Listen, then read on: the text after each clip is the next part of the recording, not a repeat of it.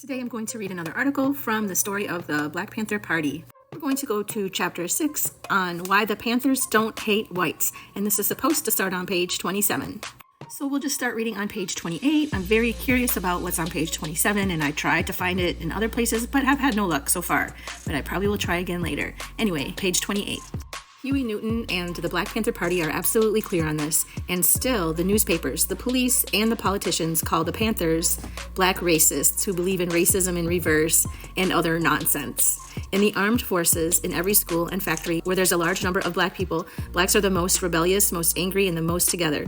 They are leading the way by example and by organizing in the struggle that continues every day, sometimes hot, sometimes cold, between the wealthy and those whose lives are controlled by the wealthy.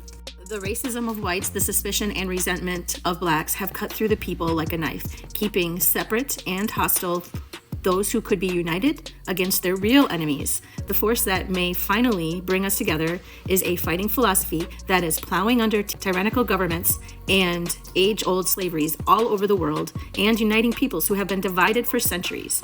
It is sometimes called socialism. Socialism is what poor and working people build when they have the power of the government in their hands.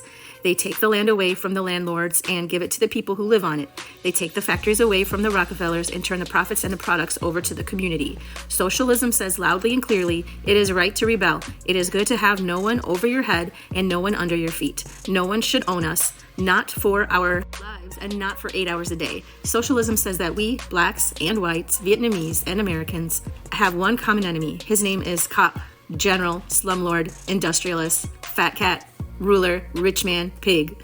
No one is safe while he rules the earth. The poor and working people of the earth who are fighting him call themselves socialists. The Black Panthers call themselves socialists. You can't vote in socialism at the ballot box. If 99% of the people voted for socialism, the rich would just throw out the election. They laugh in our faces. That's why the Panthers also call themselves revolutionary nationalists. They know that the rich will not give up their power voluntarily. The rich got rich by pushing us around. They aren't about to stop pushing just because we ask. We have to take what is ours to make a revolution. Nationalism means that black people know they are a part of a black nation, a group that has a common history, culture, and experience. Not for a minute can they afford to think that they are not black. No matter where in America they travel, they are part of the black nation. Their black skins are their passports, and their common history is their national boundary line. We, the Black Panther Party, says Bobby Seale, see ourselves as a nation inside a nation, but not for any racist reasons. We see it as necessary for us to progress as human beings and live on the face of this earth along with other people. We don't fight racism with racism. We fight racism with solidarity. We do not fight capitalism with black capitalism. We fight capitalism with basic socialism. You don't fight fire with fire. You fight fire with water. Here's page 29, and I'm going to talk about her in a little bit. And here's page 30, where I'm going to continue reading. And as Huey Newton, to be a revolutionary nationalist, you would by necessity have to be a socialist. The Black Panther Party does not just mouth and word socialism. They don't just say they do not hate whites. They act on their beliefs. Huey wrote from prison, "The only way we're going to be free is to wipe out, once and for all, the oppressive structure of America. We realize we can't do this without a popular struggle, without many alliances and coalitions.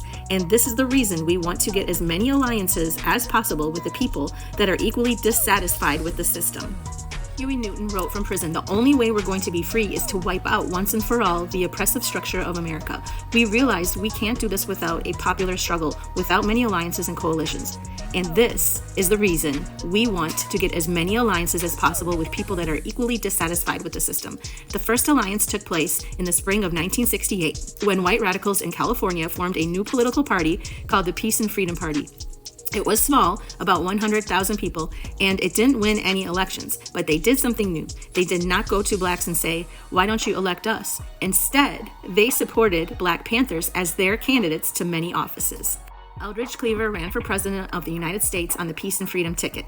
The vice presidential candidate was Peggy Terry. That was the lady on the other page. A poor white woman from Alabama. Peggy Terry has a 4th grade education, but she knows what's going on. In one of her campaign speeches, she said, "It's not only blacks and college kids who want to turn things around. Other working people and young people we know, we're being done the same way, and we don't need any politicians to tell us what we want. We know. We want to run our own lives." Cleaver and Terry and the other peace and freedom candidates did not run to win. Poor people don't win elections. They ran because they wanted to share their vision with other working people, a vision of what America could be like if we took it away from the people who control us. Another alliance was made in Chicago. Uptown Chicago is a poor white ghetto. The people who live there come from the South. Since every American city is a jungle, the young kids get together in clubs and gangs to protect themselves. White gangs, black gangs, and Puerto Rican gangs used to fight it out in the streets. It was a waste of time, and a lot of good young people got hurt and killed.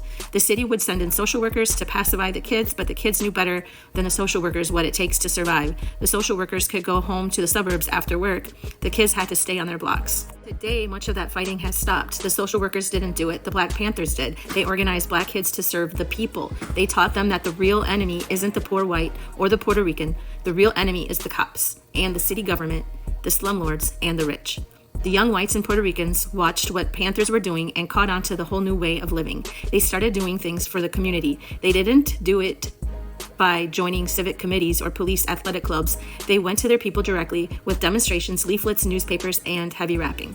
In Chicago, there's an organization called Rising Up Angry, made up of young white working class people. They call themselves greasers in Chicago, blocks in DC, slicks in Pittsburgh. Here's what they say in one of their papers. We were frustrated and angry. We had hate in our guts, messing up the love in our hearts. So we'd fight blacks, Latins, hippies, and even other grease. Then it started to come to us. We'd been fighting the wrong people. Huey Newton and the Black Panther Party helped show the way. Blacks had the same frustration, anger, and hate that we did. They often missed the target too, taking it out on their own people or on the wrong whites. But when Huey sat in that chair with the spear in one hand and the rifle in the other, he wasn't on an ego trip. He was saying to his people, look, brothers and sisters, no more BS jobs, no more BS hustles. The Black Panther Party serves the people. So a lot of us Grease started to find ourselves at a new place. We were no longer reactionary Grease, defending man's crumbling thing, but a revolutionary Grease, digging ourselves, digging our people, and beginning to show a love for the people.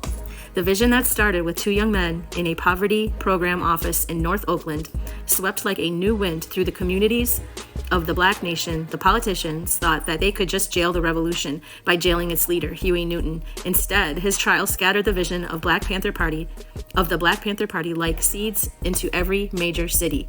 The Panthers offered hope for change to Black America, hope for survival. New leaders rose to stand behind Huey, Bobby, and Eldridge. David Hilliard, Kathleen Cleaver, Al Prentice Bunchy, Carter, Erica Huggins, Ray Masai Hewitt, Fred Hampton, Bobby Rush, John Huggins, and more are too numerous to name. One of the sick things about America is that most of us never heard their names until after they had been indicted, jailed, or killed. To sum it up, I want to end with, we've got to face the fact that some people say you fight fire best with fire, but we say you put fire out best with water. We say you don't fight racism with racism. We're going to fight racism with solidarity. Solidarity.